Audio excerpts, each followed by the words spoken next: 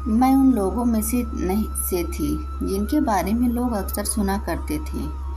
ऐसी लड़की जिसने अपने माता पिता की बात नहीं मानी और अपनी पसंद से लड़के से शादी कर ली, लेकिन रिश्ता नहीं चला पाई और तलाक के लिए ये बुरा सपना मेरे लिए एक हकीकत था। हर दिन लोग मुझसे घूरते थे या फिर ताने सुनाकर जाते थे, जिसने मुझे खुद पर ही शक करने पर मजबूर कर दिया। मैं इन सब चीज़ों के दबाव में आने लगी और लगता था कि बस ज़मीन में समा जाऊं ताकि मुझे ये सहना ना पड़े। हालांकि मैं इससे दूर नहीं भाग सकती थी। मैंने ऐसे शख्स से शादी की थी जिसके साथ मुझे लगा था कि मैं हमेशा का साथ निभाऊंगी, लेकिन मुझे क्या पता था कि बाद में ये सब एक हकीकत बन जाएगा। मेरी और ध्रुव की मुलाकात तब हुई थी जब वह एक स्ट्रगलिंग सिंगर था। वह बार और रेस्टोरेंट में गाया करता था। वह इससे होने वाली कमाई से घर के खर्चे उठाता था। वह बहुत ही आकर्षक व्यक्ति था और उसकी आवाज़ ने मेरा दिल जीत लिया था। मैं उस पब में काफ़ी जाती थी जहाँ पर सिंगिंग करता था। उस समय मैंने बतौर बैंकर अपने कैरियर की शुरुआत की थी। एक दिन मैंने हिम्मत कर उससे बात की। हम दोनों घंटों तक लगातार बातें करते रहे और तभी रुके जब गार्ड ने हमें बताया कि पब बंद करने का समय हो गया है। कुछ महीने बाद हमें एक दूसरे से प्यार हो गया। हम डेट पर जाने लगे और मैं उसके म्यूजिक शोज में के लिए मदद करने लगी। वह मेरा बहुत ख्याल रखता था और अच्छे से पेश आता था। ध्रुव मुझे अच्छे से समझता था और मैं जब उसके साथ होती थी तो बहुत खुशी महसूस करती थी। 1 साल बाद हम दोनों ने शादी करने का फैसला किया। ये सब अच्छा निर्णय हो सकता था क्योंकि मैं उसके प्यार में पागल थी। मैं उसके माता पिता से भी मिली।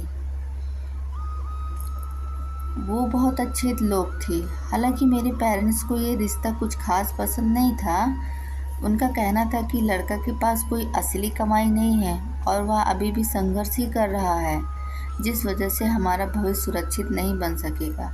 लेकिन मैं एक मजबूत और आत्मनिर्भर महिला थी। मैंने इन बातों पर ध्यान न देकर फैसला किया कि मैं ध्रुव से ही शादी करूंगी। शादी के पहले कुछ साल काफ़ी खुशी से बीते।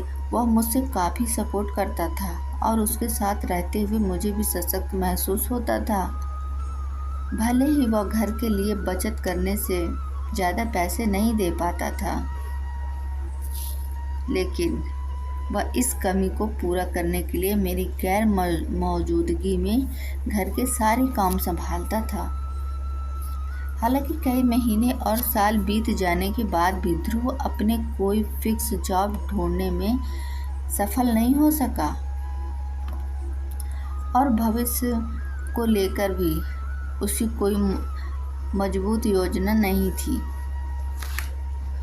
शादी के 2-3 साल बीत जाने पर वह अपने खर्चों को लेकर मेरे ऊपर काफ़ी ज़्यादा निर्भर होने लगा। घर का पूरा खर्चा और जिम्मेदारी अकेले उठाना मुझे थका रहा था। इसके बावजूद हम ठीक ठाक जिंदगी जी रहे थे। हालांकि बाद में ध्रुव ने बेमतलब की मांगे और खर्चे करना शुरू कर दिए, जिससे हमारे बीच में झगड़े होने लगे। इतना ही नहीं, उसके माता पिता भी हमारे घर पर ज़्यादा आने जाने लगे और वो हर चीज़ में वह कमियां निकालते थे। वे सिर दर्द से ज़्यादा कुछ नहीं थे।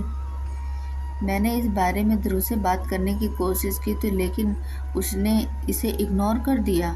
हमारे बीच में बात होना बंद हो गई और फिर आखिर में तभी हुई जब हम एक दूसरे पर इन मुद्दों को लेकर चिल्ला रहे थे। मेरी खुशियों से भरी शादीशुदा जिंदगी एक जंग का मैदान बन चुकी थी।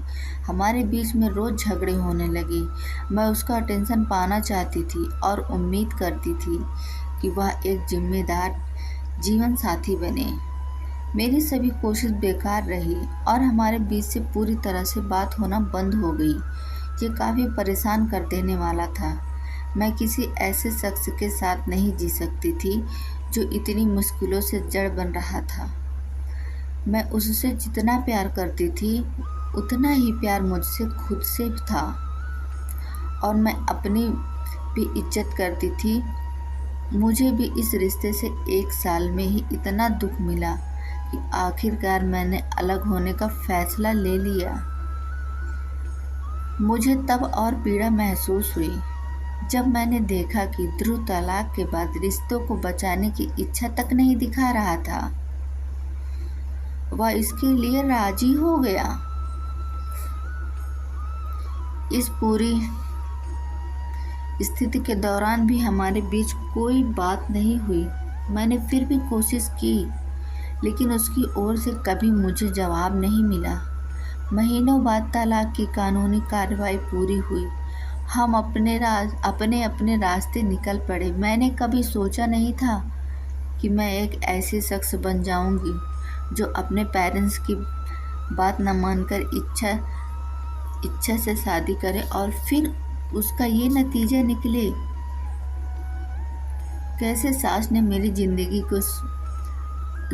और शादी बर्बाद कर डाली।